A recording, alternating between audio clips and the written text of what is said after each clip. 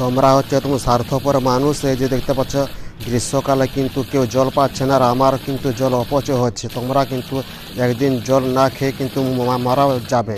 আমাকে এরকমভাবে তোমরা যে অবহেলা করছো, তো তোমরা এর প্রতিফল তোমরা ভুগতে হবে, তোমাদেরকে দেখতে পাবে। এরকমভাবে যে তোমরা করছো, এরকম গ্রীষ্মকালে কিন্তু মানুষেরা জল পাচ্ছে না। তো শহরের